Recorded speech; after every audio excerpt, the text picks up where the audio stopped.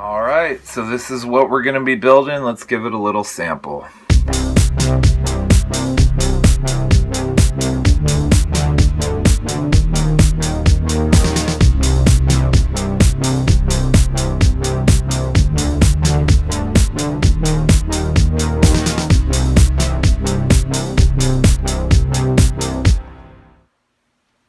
Okay, we're going to go ahead and create our Sawtooth bass line.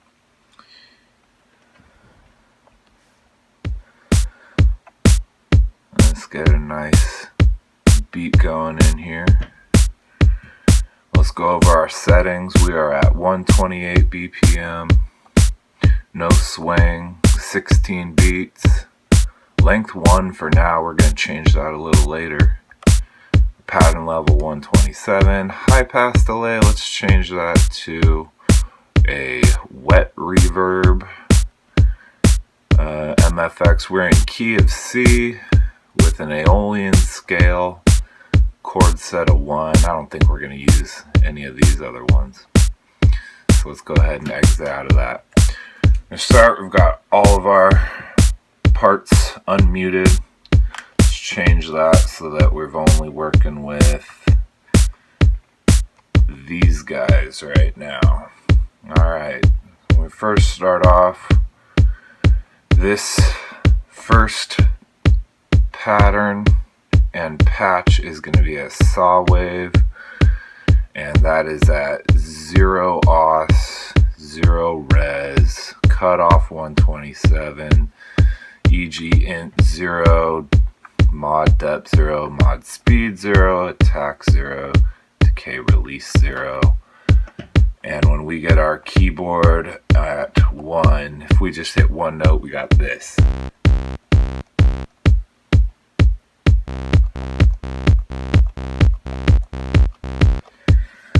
So what we're going to do first is we're going to record a steady note. So we're going to stop.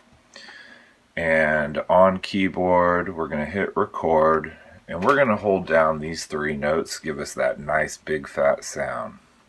We're going to hold it all the way through and then hit record again before we let go of the keys. That's going to keep it playing the whole time.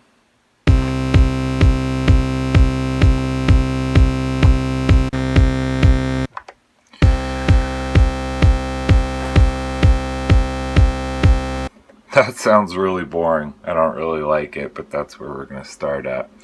So I'm going to crank up the volume on that because I'm hard of hearing. I'm going to go into step edit, and this is something that, oh, actually I did not want those keys. We're going to go to part utility, clear sequence.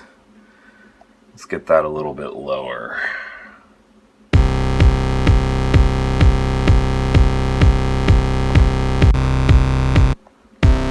There we go.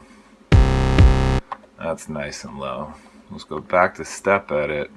This is just something I do out of habit. I like the velocity high on every note. Just kind of gives it that extra punch. A little bit less there, a little bit more there. So let's go give everything a high velocity.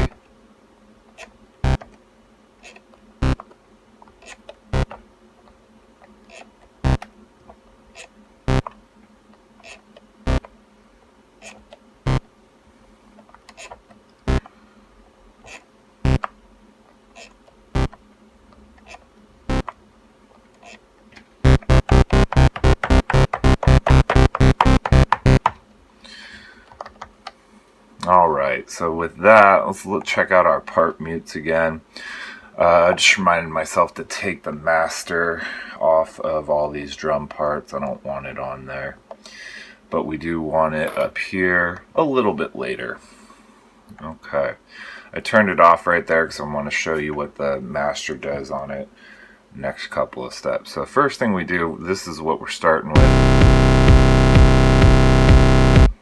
Sounds terrible, just the way we like it. I'm going to go into part utility. Clear sequence was last time. Let's do a copy part this time. Copy part, source from here to here. And now let's make sure we turn this one off.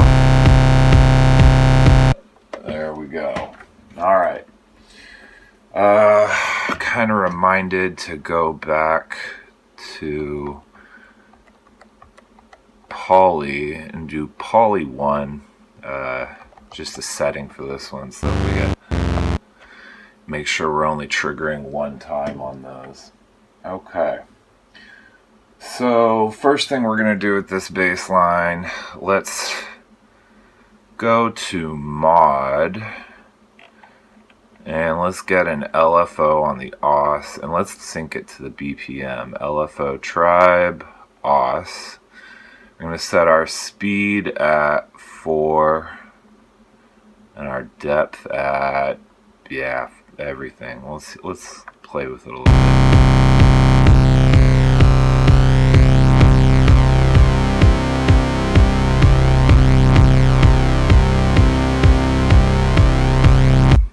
Nice, so now we have a little bit more movement in that. Alright, next thing that we're going to grab here, let's copy that one now that we've added that part. So we're going to go back to copy part.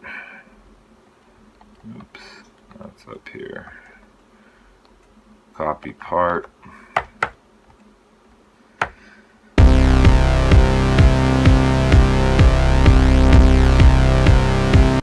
That's a little more interesting. Okay, so now we're going to get into the step jump part.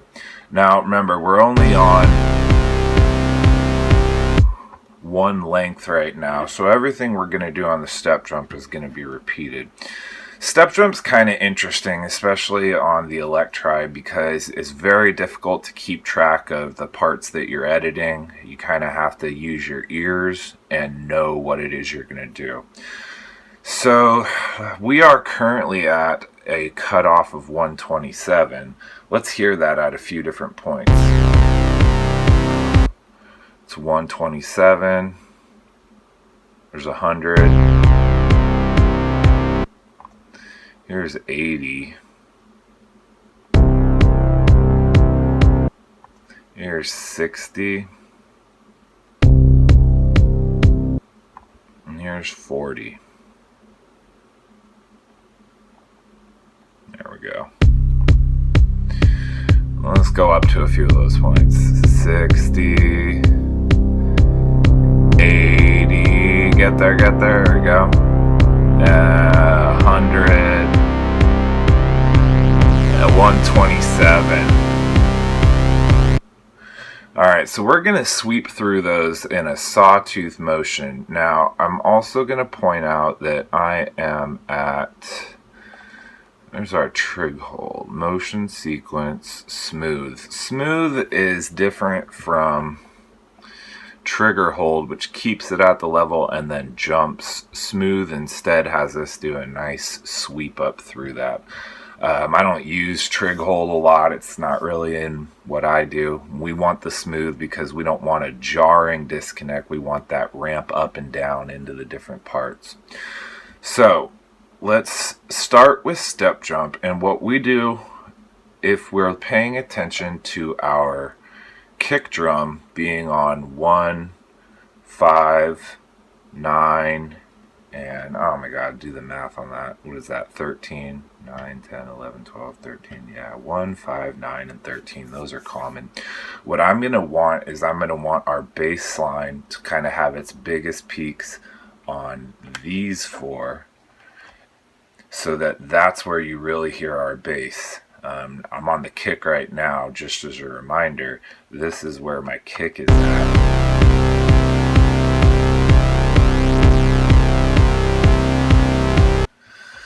But because we have the entire continuous note, all of these notes are lit up on the bassline patch.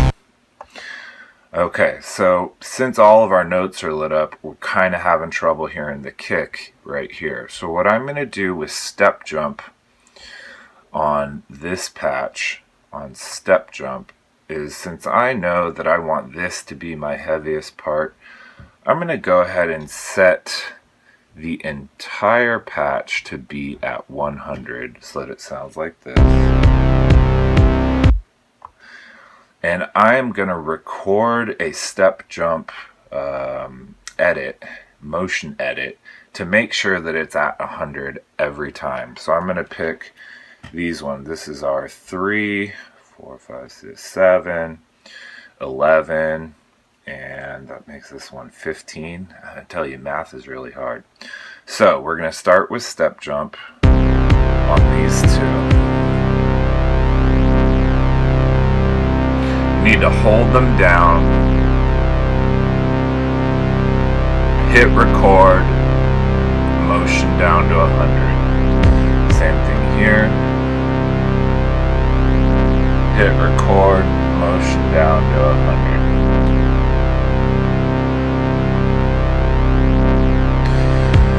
100. So what that means is we can tweak up, it'll drop it down. We can tweak down, it'll drop it up.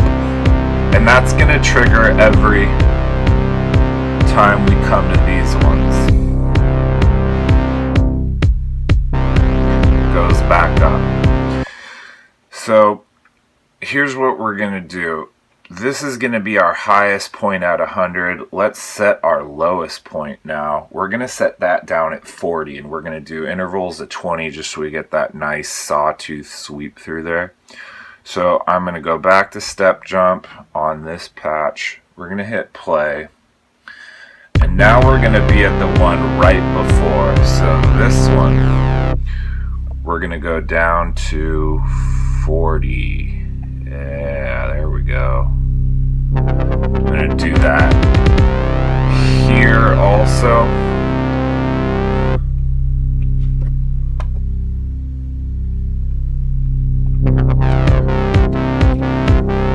You can hear there we're going up to 100, down to 40, up to 100, down to 40. So we're getting one peak and sustain. This is at 100, this is at 100, this is at 100, this is at 40. So let's make that transition a little bit smoother. In step jump, this is our peak at 100. Let's have this one go to 80. Hit record, go to 80. Hit record, go to 80. Now we're getting a little bit smoother of a cut, right? So let's do one more. This is at 100. This is at 80. This is actually still at 80 because it has nothing else that it's telling it. These are both at 80 right now. 100, 80, 80, 40. So let's make this one 60.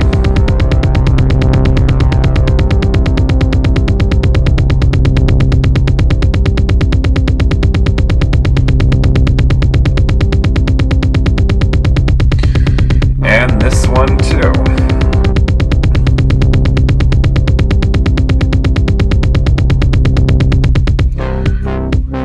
There we go. So now you can hear we're at 100, we're at 80, we're at 60, we're at 40. 100, 80, 60, 40.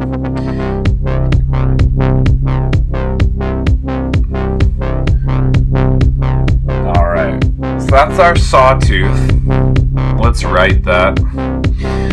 Let's now take a copy of this, copy part, put it over here. Alright, so that's most of our step jump. We'll come back to it in a little bit. Let's go ahead and add our reverb on this now, just for funsies.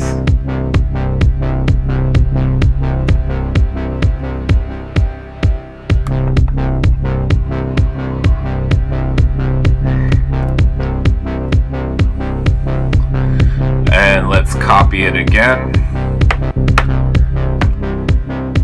And now let's go ahead and add, I like a chorus on my bass. Kind of gives it a little bit more noise. Where's that chorus at?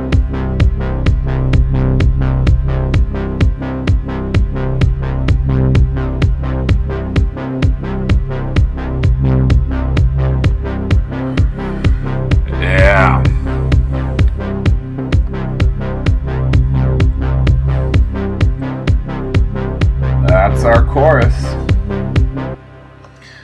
let's copy that one more time. And let's actually come back and listen to what we did. So here's nothing but the steady notes. Oh, that hurts my ears. Alright, here we added our LFO sweeping through the oscillator. This is actually the first one where we added the step jump on the filter.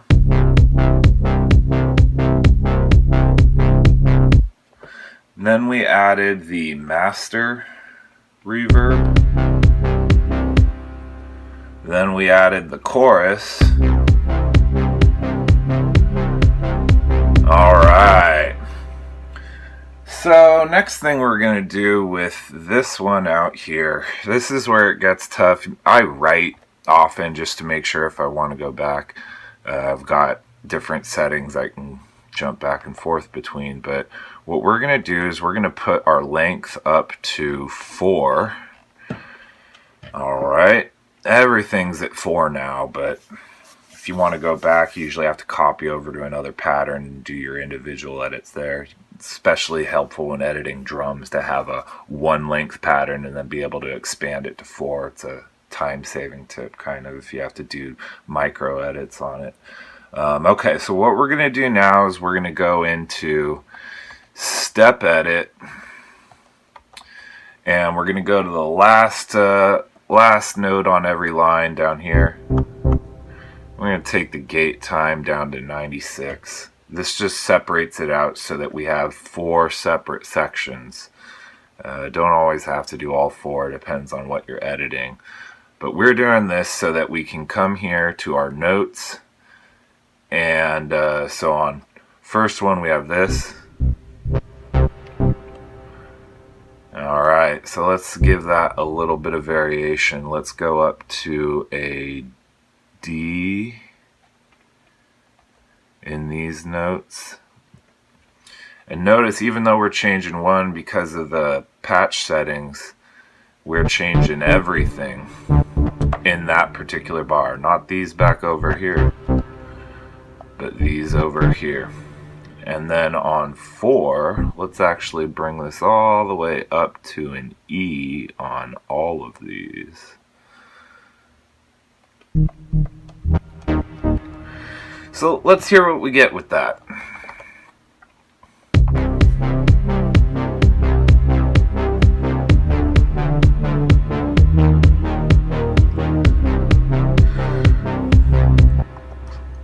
So you can hear our step jumps have been copied across all 4 patterns, but now I want a little bit of variation in that.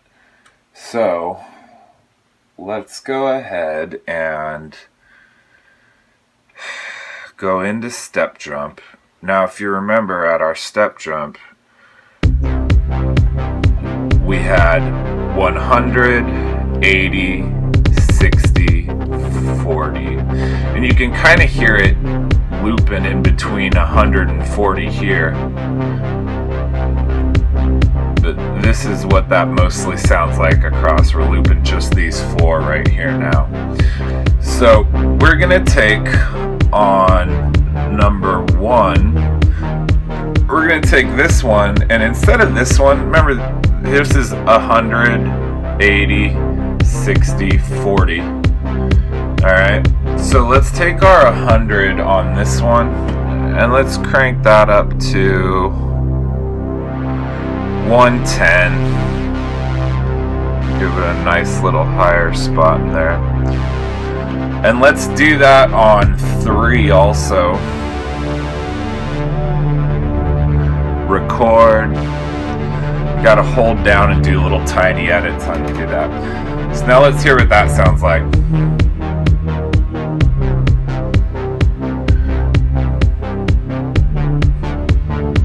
So you're really hearing that right there. A little bit sharper, right?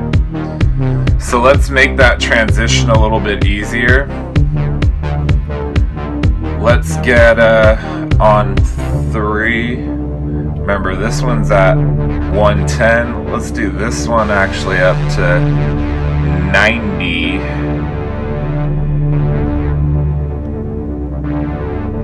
And same thing here on 1.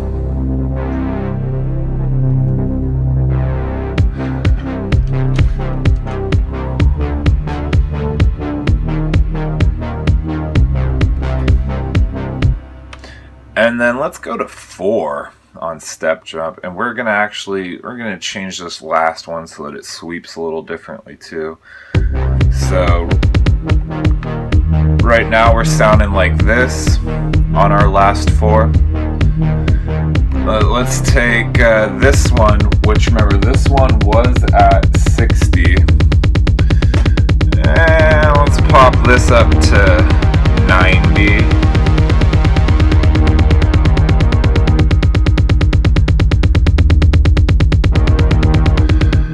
Take this one to 100,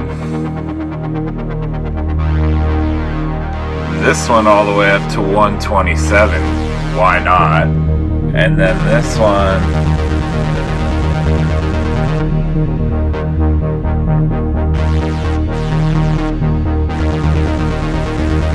yeah, that one was at 80.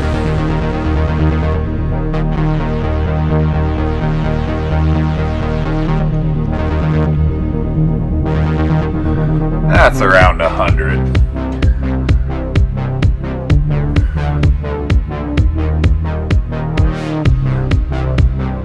Yeah, what we did is just edited that last part in there.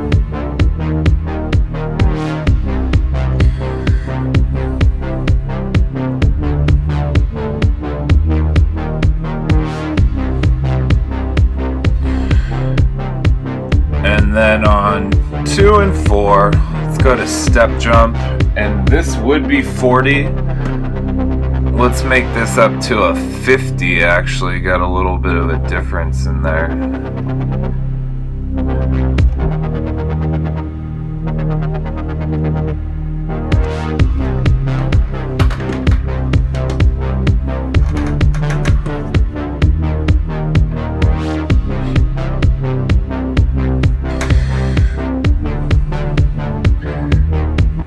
So that's pretty much how we do step jumping. You're in step jump, you're in the section that you want, you hold the notes down, you hit record, and then record will stay lit, and you're holding your step down, and you have to really pre-plan what your value is going to be at. Get it real close on the knob, and then with record lit, just do a minor adjustment. That's going to tweak it for only the step that you're on.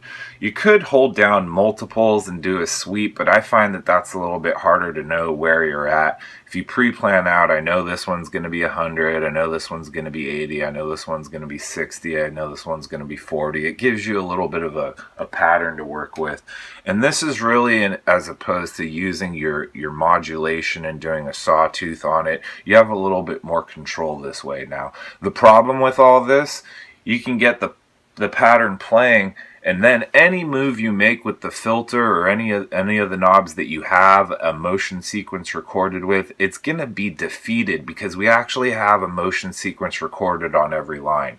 As you're moving the filter, because that's what we've motion recorded with this, it will pick up the value that you've moved it to, but then it will immediately go to whatever your motion sequence is, the next step.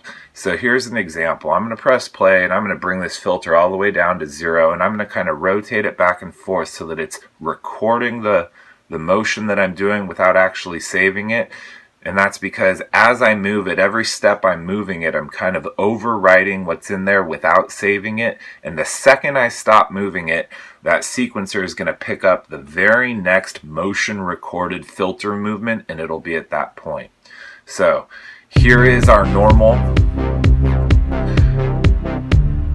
And you can control it. You're still controlling it basically as you move it every step all the way down to nothing. But the second you stop moving it, it's going to allow those values that you've motion recorded to come back. So I'm moving it, I'm going to stop moving it, and we're going to jump right back into that pattern we recorded.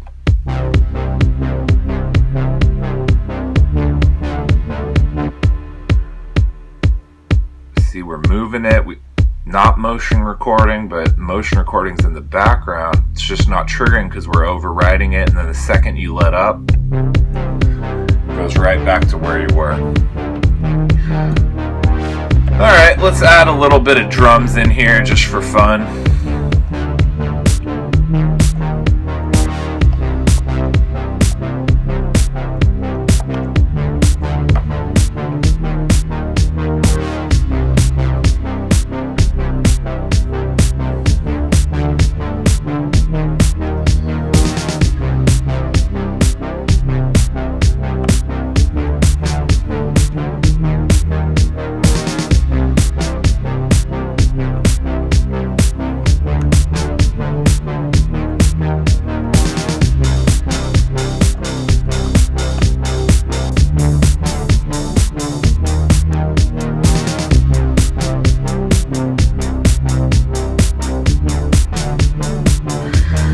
So again, motion recording, yeah, if we wanted a little bit of variation here,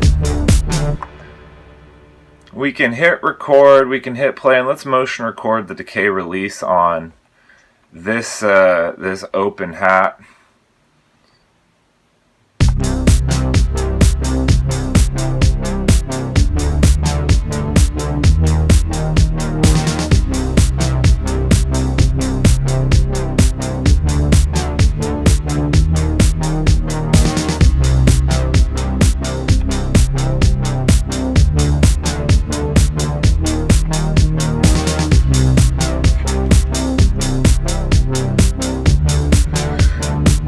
And just for the beginning of the video, let's go ahead and add a little bit of extra sound so that this sounds a little bit more fun.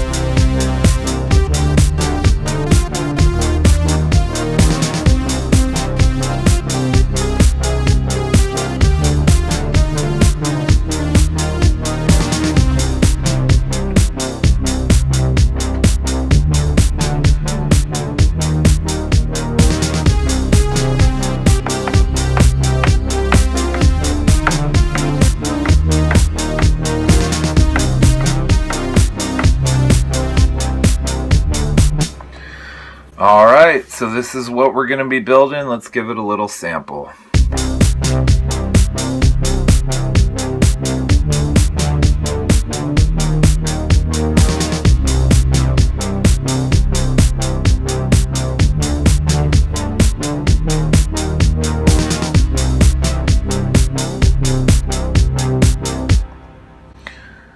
Alright, so what we covered there was step jumps, motion recording, step editing, and a few other things. Just a note, since we're on here, this is our most developed patch we have. Let's go ahead and isolate it, play it. And just a reminder, if you're gonna do motion recording, you're gonna get that in there. If you end up wanting to change that later, you're like, oh, I don't like that, and you want to clear the motion, guess what? You can't really clear just one of them. This is what it sounds like when you clear all of them. Oh my god, did I hit save? I didn't hit save. Everything gone. This one gone. This one gone. Nothing. So you gotta be careful with that. Alright, have fun. Go do things.